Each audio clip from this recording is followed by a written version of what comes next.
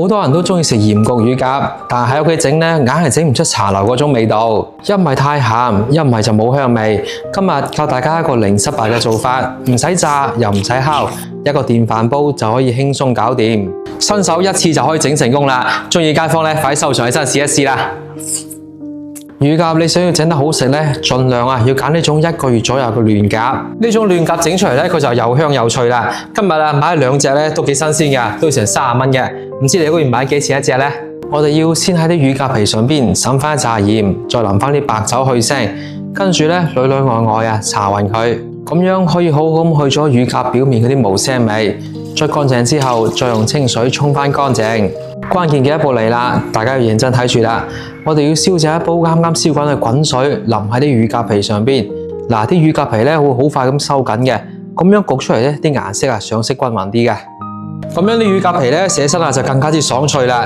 如果你哋喺屋企整嘅乳鴿唔夠爽脆咧，可能就係少咗呢一步啦。落好個乳鴿，拿翻出嚟傾乾水分，跟住落嚟開始醃味啦。加翻50克嘅生抽，10克嘅老抽上色，最緊要咧都要落翻一包呢個5指無塗嘅鹽焗粉。呢個鹽焗粉咧，我同大家推薦過好多次嘅啦。佢同普通嘅鹽焗粉唔一樣嘅係，佢入邊係加咗5指無塗嘅，所以佢聞起身咧有陣淡淡地嘅椰香味嘅。而且咧佢用料又乾淨啦，冇啲亂七八糟嘅添加劑嘅。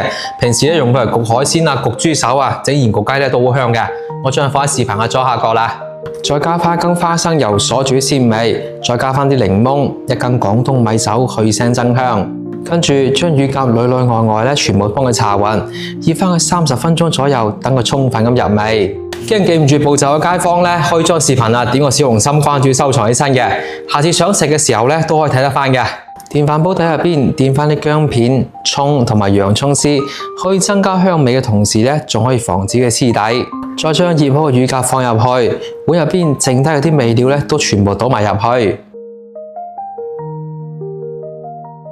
呢度咧，我哋千祈唔好加水啦，一加水咧，啲香味就冇晒噶啦。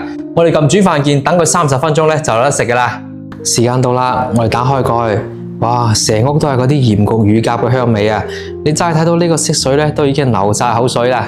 我哋將乳鴿攞出嚟，攤凍少少就可以食啦。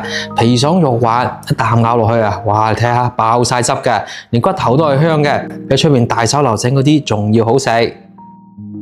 今次嘅做法係咪好簡單呢？學識嘅街坊咧，快啲收藏起身試一試啦！